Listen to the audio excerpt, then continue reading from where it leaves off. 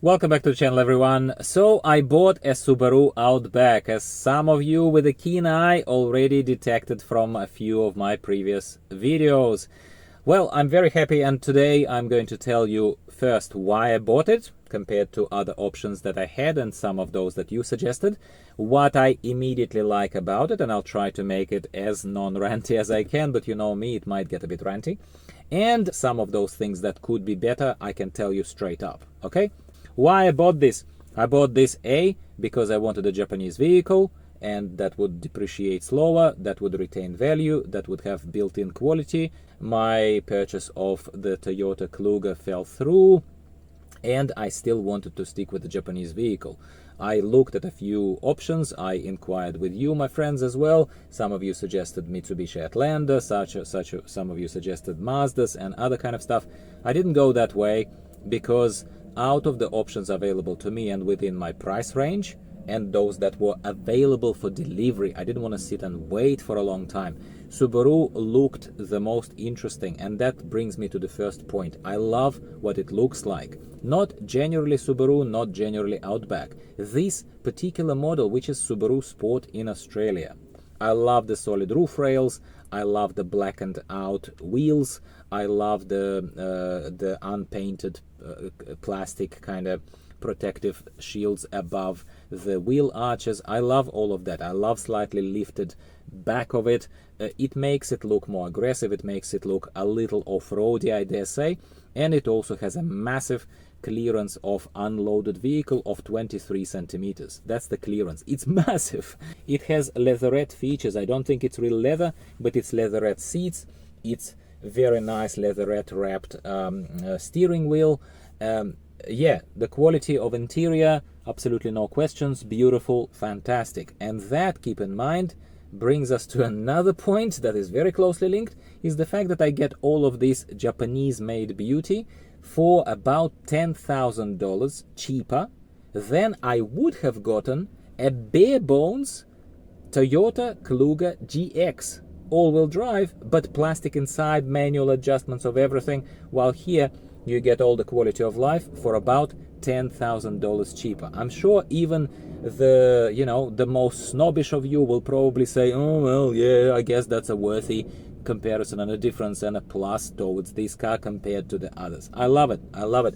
And while we're talking about the looks and kind of that stuff, I think that all of those Mitsubishi Outlanders, Honda CR-V to an extent, pretty much anything else, Mazdas definitely, they look a little bit too urban SUV, generic urban SUV like to my eye. They are a bit, again, I don't want to offend anyone, but they look a little bit too soccer momish for me. And I'm not a soccer mom, I'm a soccer dad very occasionally, but other than that, I need the vehicle to have personality, and this vehicle gives that personality to me. I hope I drove that point far enough for you. What else do I like about this? I do like this big display in the middle here, this big panel. There are some dislikes also associated with this straight away. We'll get to them in a few minutes.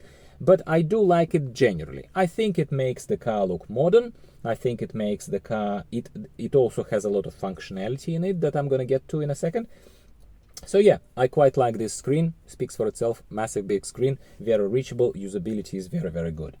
Now, what else is good about this screen? It has, believe it or not, my friends, a massive plus. It has a built-in wireless Android Auto. Why am I emphasizing it? Because, in case you didn't know, wireless Android Auto is a rarity / non-existent thing. It is not because the manufacturers cannot do it. It is probably because of some licensing agreements and whatever. I don't know how Subaru did it. They must have that agreement or something, I have to assume. But the standard stock UI and the software that's installed in this big lovely screen picked up on my phone and said, wireless Android Auto is available. Do you want to enable it? I was like, yep. And without any wireless adapters, without anything, it is right there straight away. That is a gigantic, massive plus. Not because I don't have those wireless adapters. I have plenty of them, as you know. I'm promoting them, and I think they're a great quality of life solution for cars that don't have wireless Android Auto specifically. However, here it's out of the box. Oh, great! Fantastic! Love it. Love it, love it, love it. I quite like also sort of traditional gear stick here. It's a CVT transmission, and there are some dislikes again associated with it. Overall, I, by the way, don't mind it. I don't mind it. I don't love it, but I don't mind it. And the stick itself, the traditional stick, as opposed to rotary knob and any of the other kind of things, it's kind of back to the roots, and it's all very nicely presented here. It's good. It's good. I quite like this. Quite like this. I also like the simplified, back to the roots again, back to the good old school stuff, semi-analog, semi-digital central instruments panel. I love the proper arms moving there rather than everything being digital. I love that there is none of that BS that Great Wall Motor put into HAVAL H6 with the spinning planets and any of that kind of stuff. So this is very, very, very good. I quite like that too. And the little digital instrument cluster here in between of the speedometer and odometer is also very helpful. It simply tells me what I need to know as far as the trip kind of details are concerned. Nothing excessive. I really, really like it. Now to the other obvious thing that I absolutely love, and one of the key reasons why I bought this car over any other SUV.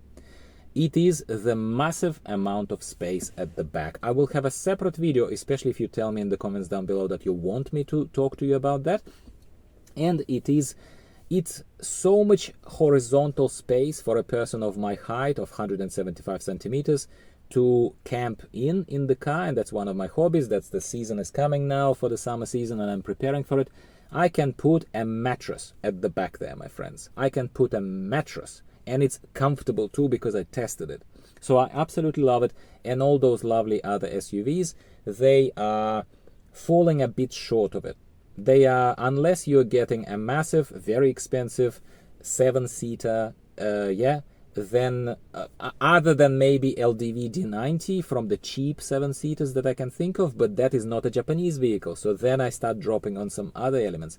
Anyway, all of the other accessible stuff to me is too short at the back, and this car has it, and I love it. I absolutely love it. Speaking of the space at the back, even without the folded seats, which are fantastically folding down, and they fold down flat, I love that too.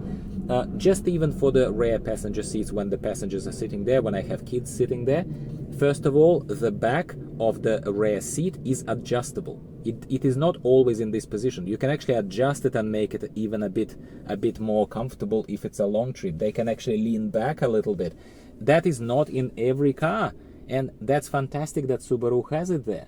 There is a lot of space there at the back. I absolutely, again, love it. Yeah. What else is there to say? Yeah, the sportiness, the finishes, I quite like the lime stitching around here. It is not too much. It's not the bling Chinese style that is everywhere. What I disliked about Tank, what I disliked about some other models, they go a bit bling everywhere. This doesn't have it. It has a tasteful amount of that color injection, and I love it as well. What I don't particularly like is the lack of physical buttons. There are some most functional physical buttons, and the more I drive, the more okay I become with it. But because of this big massive screen here, everything, all controls such as the turn on and off of stop start engine function, such as access to some of the air conditioning system elements, yeah. Some of the buttons, such as quick increase of the temperature versus decrease of the temperature, is actually physical on the sides here. However, a lot of the functions are buried inside of the electronic screen, which is again very accessible, but lack of physical buttons is basically what I'm starting to miss a little bit, but it's not too bad. What I also don't particularly like is, because everything pretty much, well, majority of it, 90% of it is buried inside of that screen is not the most responsive one. It's a little sluggish. It's not bad, but it's a little on the sluggish side. Don't like that too. Speaking of the specific example of this auto start stop engine function, you have to turn it off if you don't like it. I don't like it. You have to turn it off every single time you start the engine. It doesn't remember it. That's annoying. But it's front and center here. The screen comes on, boom, I click it, and that's it, and it's done. So it's kind of okay, but not great. Now, piano plastic. piano plastic finishes around here of the whole central panel. It is all gonna be in the fingerprints everywhere, and all the piano plastic around the gear shifter and this whole area. Not a massive fan, not a showstopper, and it's the only area really. Everything else seems to be okay, but this area, the central touchy area of piano plastic, a bit old school, not very practical, don't like it. Speaking of other things, I think it's ergonomic. However, the storage, purely storage space, other than storage here for the cup holders, they are massive, and they even fit barely a massive bottle like this. I know it's hard to believe, but it sticks in here into the central. You can see the cap of it even coming through in the camera over there. It sticks right here. That's great. However, the places to put the phone, for example, or a bag if you're a lady, or other kind of things, is suddenly limited, because even in HAVAL H6 we had a lot more of that space. In a shelf underneath, for example, there was a space, and there was a bit more space everywhere here. Yes, there is obviously the central compartment of a container, the lid of which you're seeing right now, and it's okay, but it's not massive. While we're speaking about lack of storage space generally, I would say that the glove box is small. There are big glove boxes, and this is a small glove box. I have to point it out to be fair. Also, the door, the pockets in the door, the plastic kind of compartments for storage in the door, they certainly would not fit a bottle like this. There is a bottle holder space, but for a small bottle, yeah. And they are sort of on the small side. I would say that they are not massive. So as far as storage is concerned, not great. So for me to even put my phone, I can't show you right now because I'm recording on it.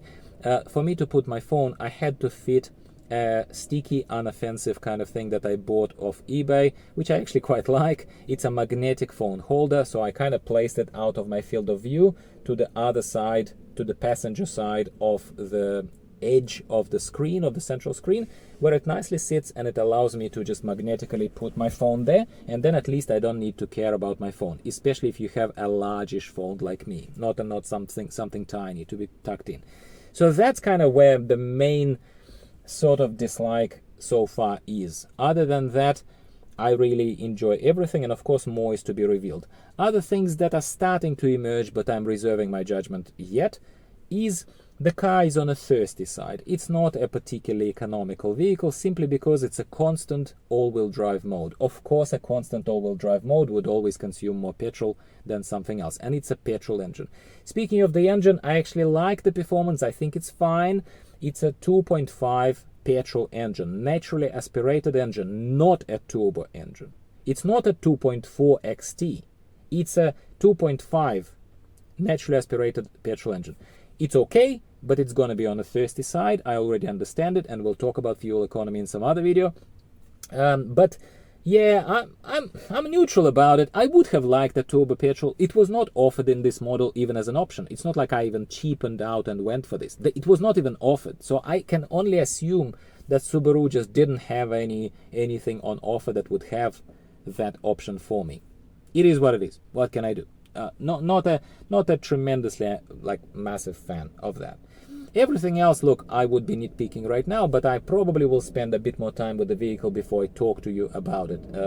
Everything else so far, I'm quite happy. I'm a happy camper. Literally, I'm a happy camper in this vehicle. I reckon consider Subaru. I'm really enjoying it. The car has personality, it has quality, it's Japanese. It's a great vehicle that in the modern crazy market conditions isn't even that much more expensive than some of the higher end Chinese products. That's a very important point to wrap up on.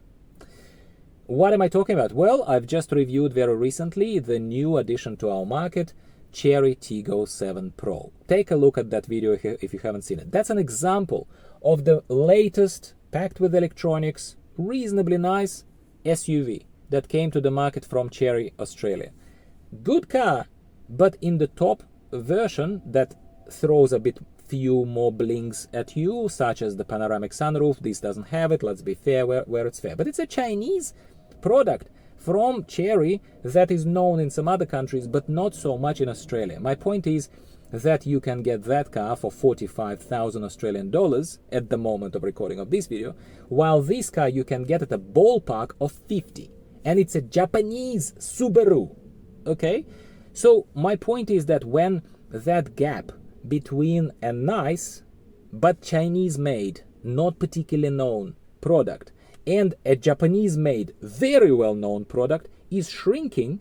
Once that gap becomes smaller and smaller, you might as well stretch a tiny bit and get a Subaru, no? Like, that is where I'm going with this.